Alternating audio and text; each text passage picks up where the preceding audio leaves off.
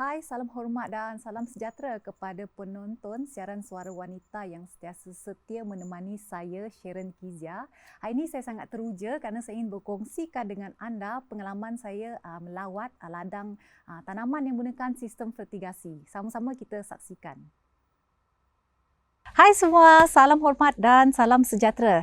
Kini saya berada di ladang fertigasi usahawan muda Puan Aminur Amira. Jika anda lihat, keluasan ladang ini adalah seluas 1 ekar dan menjadi perancangan Puan Aminur untuk memiliki 8 ekar ladang fertigasi di masa akan datang. Beliau menanam pelbagai jenis tanaman dan sayur-sayuran. Jika anda lihat dekat sini, ada pelbagai jenis buah-buahan, tanaman yang diusahakan oleh Puan Aminur Amira bersama dengan suami beliau.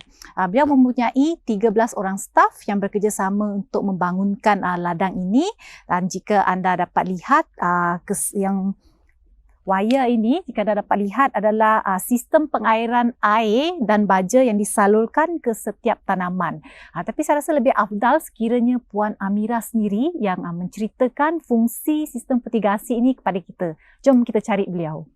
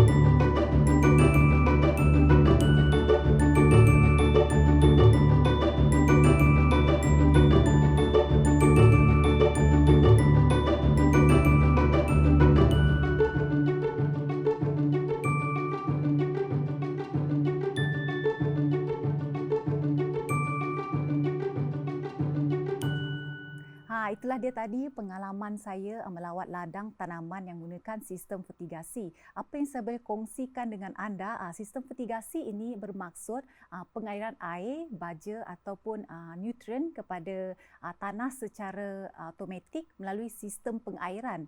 Konsep pita tanaman fertigasi ini merangkumi aspek penjagaan, membaja, meracun dan juga memberi air.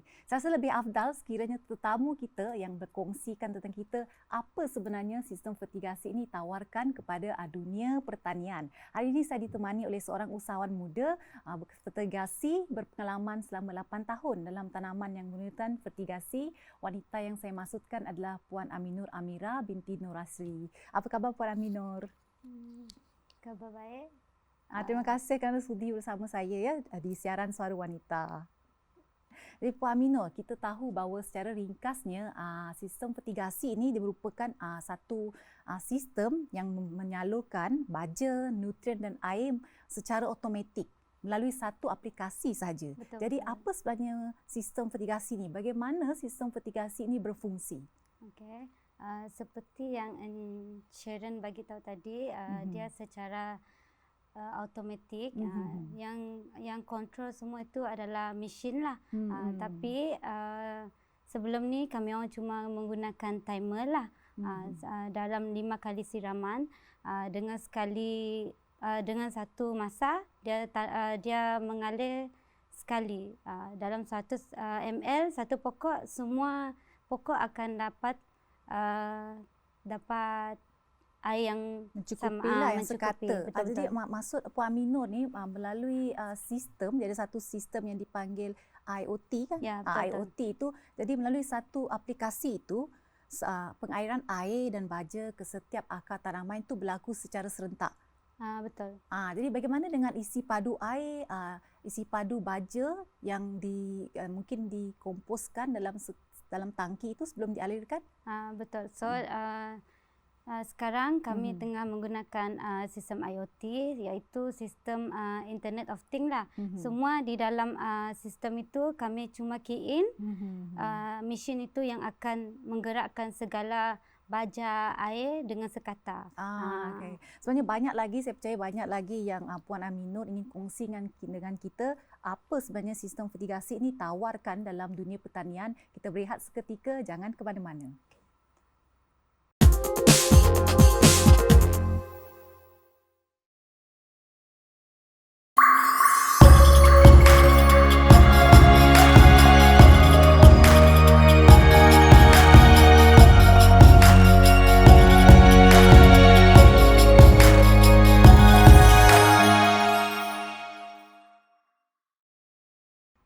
Ya, anda masih bersama saya dan dengan Puan Aminur Amira dalam siaran Suara Wanita. Jadi sebelum rehat tadi kita dah tahu apa fungsi sistem fertigasi ini kepada dunia pertanian. Jadi sebelum itu saya ingin kongsikan dengan anda satu fakta yang menarik berkaitan tanaman yang menggunakan sistem fertigasi. Menurut laporan statistik tanaman subsektor tanaman makanan pada tahun 2019, Jabatan Pertanian Malaysia menunjukkan projek penanaman cili saja yang menggunakan sistem fertigasi secara terbuka mampu meraih keuntungan sebanyak 275,619 bagi 1,000 polybag dalam tempoh 5 tahun sahaja. Jadi menerusi data ini kita dapat rumuskan bahawa penanaman melalui sistem fertigasi ini dapat penjana pendapatan yang lumayan buat pengusaha tanaman tersebut. Seperti yang saya difahamkan bahawa sistem fertigasi ini mempunyai dua konsep, iaitu sistem fertigasi terbuka dan sistem fertigasi tertutup. Jadi Puan Aminur, apa perbezaan di antara sistem fertigasi terbuka dan sistem fertigasi tertutup? Okey. Tak juga banyak beza dia. Yang terbuka ni dia direct matahari dan hujan. Jadi yang tertutup tu tanaman di dalam greenhouse. Dia lebih selamat dan banyak lagi kebaikan lah yang tertutup ni. Lepas tu dia boleh kalau musim hujan kan petani di luar sana tidak ada hasil. Sometimes dia bermusim tanaman lah. tu rosaklah sebab rosak. menerima air hujan yang berlebihan. Ya, betul-betul. Jadi dengan adanya greenhouse tu kita boleh kontrol dia punya air baja, dia selarilah. Lepas tu dia tidak ada musim lagi. Macam contoh nak tanam cili, walaupun musim hujan, orang luar sana pun boleh dapat dengan harga yang berpatutan lah. Sebelum ni kan kalau kita tahu kalau bukan musimnya dia akan jadi mahal. Lepas tu kalau memang sudah musim harga akan turun. Itulah kelebihan yang menggunakan fertigasi dan tanam tertutup. Lah. Saya perasan kalau tibanya musim hujan, saya perasan sayur-sayuran di market di luar sana agak mahal berbanding hari yang biasa. Jadi Puan Aminur, bagaimana pula dengan kos bila kita nak menggunakan konsep sistem fertigasi terbuka dengan tertutup? Mana satu kos yang lebih mahal? Sudah tentu tertutup lah. Sebab kos untuk buat greenhouse tu memang agak mahal lah. Dia kan macam kita nak buatkan satu rumah bah. Tetapi kalau yang kreatif tu dia boleh buat dengan sendirilah. Dia menggunakan apa bahan yang ada, dia buat sendiri. So supaya dia tidak kena hujan. Itu sebenarnya fungsi greenhouse tu. Greenhouse tu lah. Jadi dalam satu greenhouse tu Puan Aminur dapat menanam berapa banyak polybag? Ekor keluasan.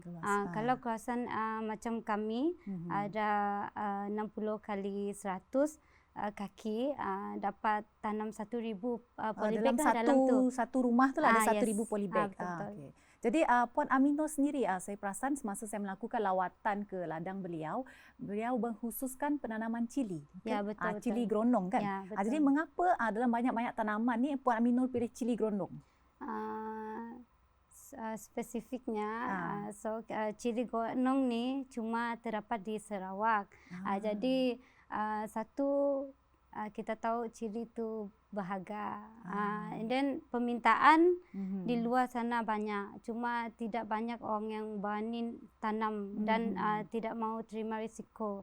Sebab tanam cili gerondong ni agak lama berbanding dengan cili biasa. That's why harga dia pun boleh tahan lah. Bagaimana pula dengan penjagaan cili gerondong ni dari segi tanaman tu? Adakah dia sukar untuk ditanam, memerlukan penjagaan yang khusus ataupun seperti tanaman yang lain juga?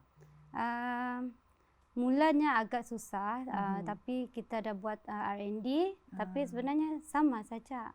Cuma kita tahu cara bila masak, and then kenapa dia tidak hidup. Itulah sebelum kami berani buka dia lebih luas, baru kami berani buka tanam dengan lebih banyak lah. Sebelum ni kami cuba 100 saja, 200. Sekarang dah sampai 1 ekar lebih lah. Tanam gerondong sahaja. Jadi 4 buah rumah yang saya melakukan lawatan beberapa hari lepas itu semuanya adalah cili gerondong lah. Ya, betul. Itu sangat menarik ya, sebab dia mengkhususkan kepada penanaman cili gerondong. Jadi dengan usia yang muda, usia 26 tahun ni, bagaimana cetusnya idea Puan Aminur untuk mencuburi diri dalam bidang pertanian menggunakan sistem fertigasi? Dari mana dapat idea nak guna sistem fertigasi ni? Sebab kalau kita lihat di Sarawak, penggunaan sistem fertigasi dalam dunia pertanian masih kurang. Bukan tiada, ada, tapi belum cukup meluas lagi dalam kalangan petani tempatan kita. Jadi Puan Aminur sendiri, macam mana dapat idea tu? Pertama dari TV, and then saya lihat dari penyanyi rock lah, Ella. Dia pun salah satu usahawan pertanian dalam Chile lah. And then dari sana saya belajar, and then cari dalam YouTube, Facebook, and then minat tu datang dengan sendirinya, dengan family lagi suka bertanam. Dari situ tercetusnya minat dengan pertanian ni. Jadi menjalankan tanaman, mengusahakan tanaman menggunakan sistem fertigasi, adakah ia berisiko tinggi berbanding menjalankan tanaman berdasarkan tanaman tradisional? Mungkin sebelum ni orang tidak suka bertani sebab panas, sebab pakai cangkul, tidak pakai kot, becak, kotor lah. Tapi sekarang kita tukarkan mindset orang, walaupun wanita pun boleh menjadi petani. Sebab dalam sistem fertigasi ni, satu dia bersih, lepas tu dia senang dikontrol, lepas tu apa yang lelaki boleh buat, kita boleh buat juga. Itulah bestnya dalam fertigasi ni. Sebab sebelum ni mungkin tanah berat. Jadi bila dengan sistem fertigasi ni, kami orang tidak menggunakan tanah. Sebelum tu Puan Aminur, sebelum kita bagi tahu penonton tu, kita lihat dulu VT yang disediakan. Jadi kalau saya lihat dekat sini, kebanyakan kalau kita lihat tanaman biasa kita gunakan tanah. Tapi di sini saya lihat bukan tanah. Apa yang kita gunakan? Okey, dalam sistem fertigasi ni, kami orang tidak menggunakan tanah. Kami cuma menggunakan sabut kelapa, iaitu kokopit lah dia orang panggil. So media kami media kokopit. Kelebihannya adalah kokopit ni tidak mampat. Jadi ini menyenangkan akar bergerak. Tidak macam tanah makin lama makin mampat. Jadi bila kita menggunakan sabut, dia lebih cepat. Selalunya kalau cili ni dia ambil masa dalam seminggu atau 2 minggu dia dah tumbuh tinggi. Jadi kalau saya perhatikan di sini, dia ada ni lah, macam ada wire yang dicucuk ni Puan. Ini adalah dripper. Dan ini adalah sistem fertigasi, dripper dan tali ni, sebab ini adalah siraman dia. Air akan keluar dari sistem tu dan keluar serentak.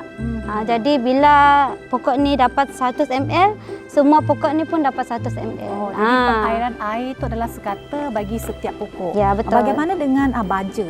Dalam sistem fertigasi dia ada baja khas sendiri, iaitu baja AB. Baja AB itu adalah baja yang sudah siap dibancuh dan dia memang air lah. Sebab dia nanti kita akan pergi tempat sistem dia lah.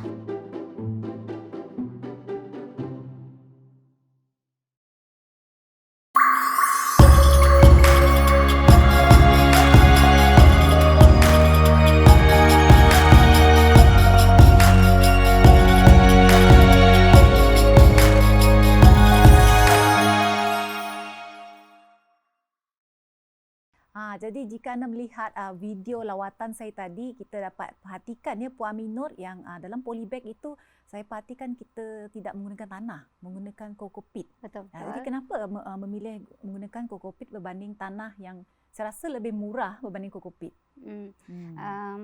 Satu memanglah kokopit tu mahal. Agak mahal lah, tapi kalau nak ikutkan jangka hayat dia boleh bertahan sampai 5 tahun. Maksudnya kat sini satu polybag yang mengandungi kokopit tu boleh diguna pakai selama 5 tahun? Ya, betul. Satu perkongsian yang menarik. Lepas tu banyaklah kebaikannya pakai sabut ni. Sabut tu adalah kokopit lah. So dari segi penjagaan, kita senang untuk menjaga dia daripada tanah. Sebab tanah ni banyak membawa penyakit. Jadi sabut tu dia satu benda yang ringan. Dia tidak absorb mana-mana penyakit kecuali kita sudah tanam lah. Tapi tu ada kaedah cara untuk mencuci dia lah. Tapi tanah, mungkin tanah ni ada penyakit yang tersendiri. Sebab tu seperti serangga kan, binatang betul. perosak yang terkandung dalam tanah itu sendiri kan? Betul-betul. Jadi lepas tu kokopit ni lebih ringan daripada tanah. Itulah saya bagi tahu tadi. Walaupun wanita senang untuk membuat kerja seperti lelaki sebab sabut tu ringan. Lepas tu akan lebih cepat lagi merebak membiak daripada tanah sebab dia ringan. So banyaklah kebaikan dari kokopit ni. Jadi penonton di luar sana yang sekarang ni viral penanaman bunga, anda boleh cuba kokopit untuk menanam bunga di sekitar rumah anda. Jadi Puan Aminur, berbalik pada cerita pasal fertigasi tersebut, saya juga saya difahamkan melalui pembacaan saya, sistem fertigasi ni anda boleh kawal melalui telefon pintar. Betul. Jadi anda perlu berada dekat ladang situ untuk menekan dan key in butiran dalam sistem IoT tersebut. Jadi dari rumah pun anda boleh tengok dalam telefon anda, boleh mengawal. Ya, betul. Yang tempat kami yang Sharon pergi hari itu sistem IoT tu dapat dikontrol dengan handphone sahaja. Jadi maknanya sistem itu kita boleh muat turun ke dalam telefon pintar kita lah. Dia ada apps tersendirilah. Kalau bagi yang hendak mula tu dia boleh gunakan konsep auto pakai timer. Tapi kalau dah nak kontrol 1 ekar, 2 ekar, 3 ekar, boleh pergi ke sistem IoT ni lah. Tapi secara fertigasi juga. Cuma IoT tu ada Internet of Things tu cuma sistem yang menggerakkan benda tu. Secara automatik lah kan. Betul. Berdasarkan masa dan kekerapan yang kita tetapkan kan dalam sistem tersebut. Betul. Jadi ia memudahkan pengusaha tanaman untuk mengawal selia, untuk melakukan pengawasan ataupun pemantauan terhadap hasil tanaman beliau. Jadi pasti ramai di luar sana Puan Aminur tertanya-tanya, mahal ke nak install sistem fertigasi ni? Fertigasi ni dia ikut keluasan rumah ataupun keluasan tanah. Kalau Sharon minat dengan mini fertigasi, tapi rumah pun boleh untuk 10 polybag. Jadi kalau bajet tu ikut dengan keluasan tanah tu. Itulah. Lepas tu bagi yang hendak mula dengan besar, dia kena tahu benda tu, apa fertigasi tu. And then dia dah buat pun at least 10 bag sebelum kita kira dia dah ada ilmu sikit lah tentang tanaman ini kan. Sebab risiko selepas tu baru dia tahu. Dia ada senangnya, dia ada susah juga. Tapi kalau kita dah ada ilmu tentang pertanian ni, tentang fertigasi ni, dia jadi mudah. Satu lagi saya nak bagi tahu, dekat Sarawak ni kita ada geran. Geran dari segi pertanian lah. Jadi agensi-agensi yang hendak bagi grant tu dia mau dia nak membantulah, dia nak membantu pengusaha bantu. tempatan Betul, betul, betul. dalam dunia pertanian. Ah. Jadi agensi apa yang mungkin penonton tertanya-tanya, agensi apa yang ada menyediakan bantuan untuk sektor pertanian? Seperti pertanian, Jabatan Jabatan Pertanian Pertanian, sendiri, lepas tu IADA,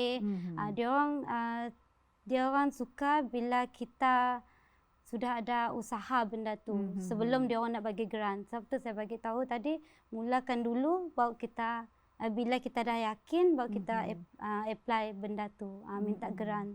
Sometimes orang nak minta tapi dia tidak tahu. No, sebab dia tak ada ilmu, dia tak ada, betul, maksudnya betul. macam canvas yang kosong lah kan, tak tahu apa-apa, tiba-tiba nak minta grant. Betul-betul. Jadi Puan Aminur, bagaimana dengan penonton yang berminat tapi dia tak ada ilmu, dia tak ada kemahiran, tapi dia ada keinginan untuk cuba dalam bidang pertanian ni ada, tapi dia tak ada ilmu, kemahiran dan bimbingan daripada orang yang pakar dalam sistem fertigasi ni? Lebih bagus lihat dari YouTube, Facebook, sebab sana semua free lah. Tapi di tempat kami, syarikat kami di HFE Agro ada menawarkan kursus khas untuk pertanian fertigasi. Secara online dan offline lah sekarang. Semasa ni lebih bagus lah semasa pandemik ni. Sebab kita ada je aktiviti nak dibuat, walaupun kita diam di rumah apa semua, kita boleh lihat tanaman yang kita hendak tanam. Macam tu lah. Okay. Tapi mungkin ada orang yang beranggapan bahawa untunglah mungkin Puan Aminur mempunyai tanah tersendiri ataupun tanah yang diwariskan. Tapi penonton yang mungkin tinggal di bandar tapi tidak memiliki sebidang tanah tapi ada minat di situ untuk cuba dalam bidang pertanian. Apa tips dan nasihat dari Puan Aminur? Saya pun tak tahu lagi. Tapi dalam perancangan kami syarikat kami akan menyediakan 8 ekar untuk bagi orang yang betul-betul minat dan usaha dan akan bertanam bersama kami. Kira bekerjasama lah dengan Puan Aminur lah. Betul-betul. Jadi maksudnya di sini Puan Aminur menyediakan tanah kepada pengusaha tempatan yang baru ingin mencuburi diri dalam bidang tanaman. Betul. Jadi Puan Aminur sendiri bila dan di mana mengikuti kursus untuk tanaman menggunakan sistem fertigasi ni? Saya kah? Saya mengikuti fertigasi ni pun dari sifu saya lah, Ahmad Syafiq. Okey. Jadi Puan Aminur, sedar tak sedar kita dah sampai ke penghujung rancangan. Jadi mungkin ada kata-kata motivasi Puan Aminur kepada golongan di luar sana, khususnya wanita yang ingin mencuburi bidang pertanian menggunakan sistem fertigasi namun masih ragu-ragu kerana tidak mempunyai bimbingan, kemahiran dan ilmu tentang sistem fertigasi. Okey. Bagi yang di luar sana, jangan takut mencuba satu. Lepas tu kalau tidak tahu, cari sifu. So itu saja. Benarlah kata orang, berbakti kepada tanah pasti ada keberkatannya. Kepada anda di luar sana, jika anda mempunyai minat ataupun keinginan untuk mencuburi diri dalam dunia pertanian menggunakan sistem fertigasi, anda perlu persiapkan diri anda dengan ilmu dan kemahiran yang betul. Jadi jangan lupa sentiasa bersama kami dalam siaran Suara Wanita pada hari dan segmen yang sama. Sehingga kita berjumpa lagi. Jumpa lagi.